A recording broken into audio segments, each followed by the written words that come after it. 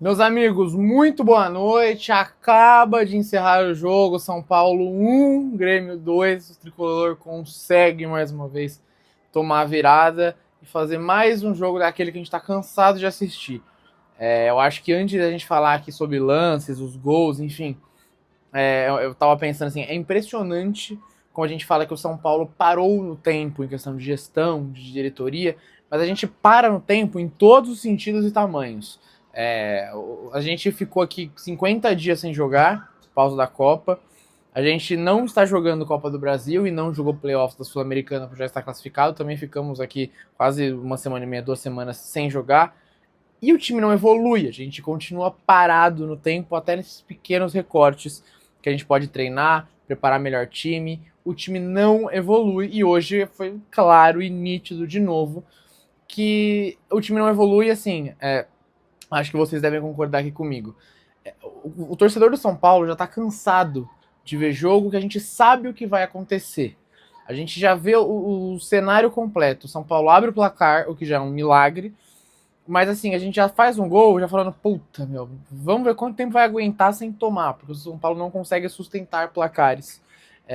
E na maioria dos seus jogos. E o fato de ter sido quase no último minuto do primeiro tempo, eu falei, porra, ótimo, porque pelo menos dá tempo de virar um intervalo, botar o pé no chão. O segundo tempo geralmente não volta na mesma intensidade, volta um pouco mais lento até os dois times realmente se encaixarem e voltarem pro segundo tempo.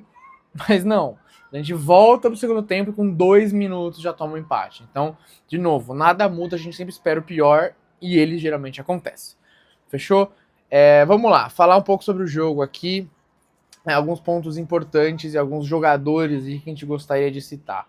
Vocês viram aí no título, não tem como falar desse jogo sem falar dos goleiros. Eu não vou falar só do Rafael, vou falar dos dois goleiros, porque a tecla que a gente sempre bate nos nossos vídeos o problema não é o Rafael ser um goleiro ruim. O Rafael, eu não acho ele um goleiro ruim. Acho que depois o Rogério, se deve concordar comigo, é disparado a melhor opção que a gente teve.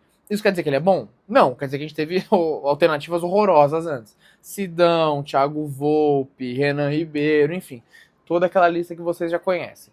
O fato de o Rafael ser o melhor nesse pós-Rogério Ceni não o faz um bom goleiro necessariamente. Ele foi importante para alguns jogos, uma campanha da Copa do Brasil, no caso. Mas assim, se a gente for muito prático e muito sincero, é muito do que o Barolo já está muito acostumado a bater na tecla. É um goleiro nota 6. Ele fez uma importante defesa no primeiro tempo, ali uma bola que veio quase a queima-roupa. Mas assim, a falta é impressionante. Assim, a gente vai falar do gol de falta, que teve muitas coisas que aconteceram de errado. O primeiro gol não é culpa dele, mas assim, de novo, como eu falei, falar dos goleiros. Porque você vê um goleiro que beleza, o Rafael fez uma boa defesa no primeiro tempo, o empate não foi culpa dele, a falta, puta, a barreira também abriu. Mas e olha o que o Everton fez, o senhor idoso Everton. Decidiu o jogo. Ele faz duas defesas importantíssimas no final do jogo, uma já nos acréscimos, que resolvem e decidem o placar, não tem o que falar. Essa é a grande diferença que a gente sempre bateu na tecla, que falta no Rafael um pouco, que é ser decisivo um pouco mais. A gente sabe que bolas defensáveis ele geralmente defende, ele não vai tomar grandes frangos, falhas absurdas, acontece, tudo bem, acontece com todo goleiro. Mas a grande crítica é exatamente essa falta de poder de decisão. Sabe, o goleiro é uma posição ingrata, a gente sabe que você pode fazer o jogo perfeito. Se você toma um frango no último minuto e perde o jogo, você é o vilão. E faz parte. Mas não é o caso. Realmente falta poder de decisão pro Rafael de decidir jogos, de fazer defesas importantes, não só defesas difíceis. Não que ele faça defesas difíceis também. Mas enfim. Vamos falar sobre os gols rapidamente, tá? O São Paulo, ele começa o jogo com o que a gente já tinha tentado ver, parece que o Dorival tem tentado implementar, que é um pouco mais de posse de bola, de toque, de giro, mas por questões técnicas que a gente já conhece aqui, não vou ficar citando nomes que vocês já sabem, todos, Bobadilha, Luciano, Marcos Antônio, que tá tentando retomar o futebol, Danielzinho, que despencou de rendimento, esses caras que deveriam articular melhor o meio de campo, eles falham, eles erram passes bobos, eles forçam cruzamentos, os laterais nem se fale, forçam cruzamentos que não existem e quando o fazem mal. Então isso dificulta toda a posse de bola, vira uma posse de bola improdutiva. Você toca a bola, roda, faz um cruzamento, perde a bola, toma um contra-ataque. E foi exatamente isso o primeiro tempo inteiro.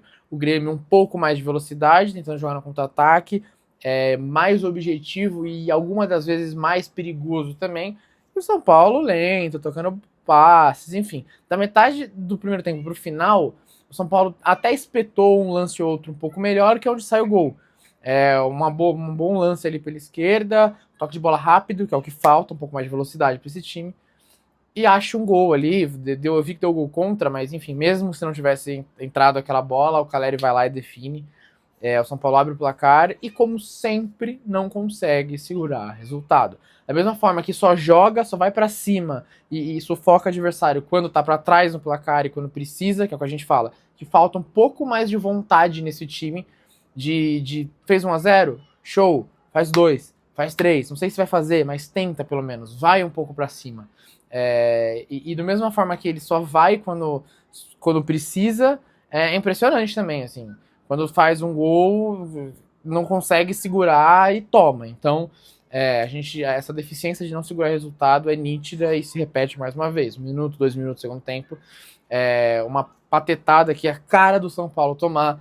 O cara é um escanteio, desvia a bola, bate no outro, que joga pra frente, enfim. A culpa é de quem? De um, de outro, do goleiro? Não, a culpa é do sistema defensivo inteiro. Se fosse um sistema organizado, cada um no seu, sólido, confiante, que é o mais importante, a gente provavelmente não tomaria esse gol. Sei lá, eu não vejo times muito organizados tomando esse tipo de gol. Palmeiras, Flamengo, você não vai ver esses caras tomando gol de... Inclusive, muito parecido com o gol contra o Flamengo, no final do jogo que foi anulado. É exatamente isso, é um erro aqui, um erro ali, uma sequência de pequenos erros que faz sair o gol do adversário. Sorte aqui ele foi anulado, esse valeu, tá? Então, e a partir daí o jogo volta para aquele equilíbrio, muito retrato um pouco do primeiro tempo. São Paulo tentando trocar passes, mas o time já um pouco mais cansado, o que é impressionante. O Grêmio fez 4 ida e volta da Sul-Americana, ida e volta da Copa do Brasil. Nesse meio tempo, São Paulo não jogou. Demonstrou um pouco mais de fôlego no final do segundo tempo, onde o Grêmio de fato cai um pouco de rendimento. Mas assim, não é algo nítido. Você fala, pô, São Paulo tá voando fisicamente. Sei lá, deveria ter um ímpeto físico muito mais relevante do que o Grêmio, pelo menos por metade do segundo tempo pra frente. E assim, honestamente, não acho que aconteceu. Você vê o Grêmio um pouco mais recuado no segundo tempo ali, mais pro final.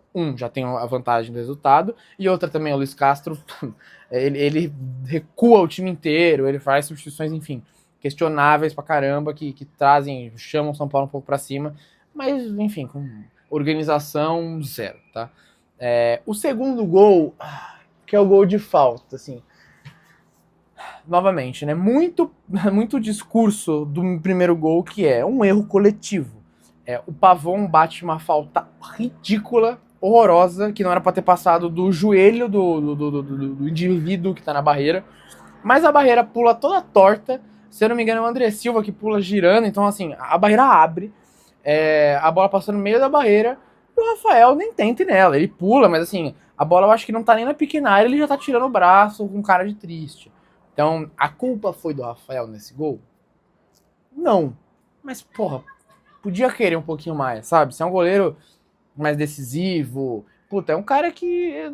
Eu consigo citar uns 4 goleiros que eu acho que chegariam nessa bola no Brasileirão, entendeu? Então, é um goleiro mediano mesmo, que a gente vai ter problemas, é isso aí. A gente não tem dinheiro pra trocar, a gente nem sei se deveria trocar, mas enfim, esse tipo de lance já acontece e vai continuar acontecendo, tá? Então, não se preocupem que emoções não faltarão com o goleiro Rafael.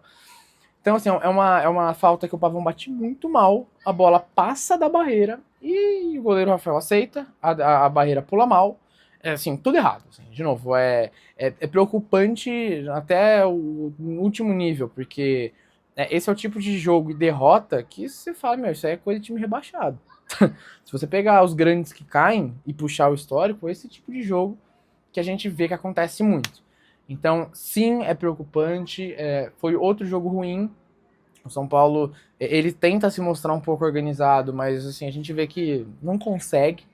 A organização do São Paulo ela é muito, de novo, improdutiva, não leva nada a lugar nenhum. A gente não faz gols de troca de passe, de puta triangulação. A gente faz gols do acaso. Quando o Flamengo o Osório acha um cruzamento, o Caleri faz de cabeça. Hoje, um lance que sai do nada e é um gol contra. Então, São Paulo faz gols do acaso e toma gols por besteiras coletivas. o que é mais preocupante do que se fosse uma falha individual. Falhas individuais são mais fáceis de contornar. Você tira o jogador, você troca o jogador, você põe o jogador para descansar e volta com outro. Falhas coletivas são as mais preocupantes e é o que o São Paulo insiste em acontecer. Depois do segundo gol, enfim, vocês viram, até tentou e aí aparece o goleiro. O Everton decidiu o jogo. Ele faz 2 defesas no final ali que garantem o resultado. Além disso, faz ser... Vocês conhecem o Everton desde o Palmeiras, aquela pataquada lá que ele sempre fez. E assim, vou julgá-lo? O cara ganhou o jogo. Entendeu? Ele fez as 2 defesas que decidiram o resultado e no final, nos acréscimos, enrosca jogo. O juiz fraco pra caramba, dificuldade de conduzir. Quando começava qualquer coisinha, ele tava tum amarelo, tum amarelo. E assim, como se fosse nada. Então o goleiro fraco, ele não conseguiu, o juiz fraco, ele não conseguiu controlar o jogo, principalmente ali nos 10 minutos finais, mas a arbitragem brasileira, a gente não espera nada diferente. Rapaziada, então é isso, mais uma derrota do Tricolor aí, de novo preocupante, sinal, eu não vou nem dizer amarelo, mas sinal vermelho já ligado para esse Brasileirão, a gente não consegue ganhar desde o pós-Copa, vamos voltar pro Morumbi em breve aí com o Sul-Americana e rodadas brasileiro, ver se engatar, sei lá, 2 vitórias aí jogando em casa, dá uma moral um pouco para esse time, porque 2 coisas aí que são a cara desse time do Dorival de hoje, que é falta de vontade e falta de não é otimismo, fugiu a palavra, de confiança, e falta de confiança. E são coisas que, assim, de novo, são muito perigosas de você ter num time que briga para não cair. Tá bom? Curte já, gente, se inscreve aqui no canal, já comenta o que você achou do jogo, compartilha com seus amigos, fechou? Tamo junto, um abraço, até o próximo jogo.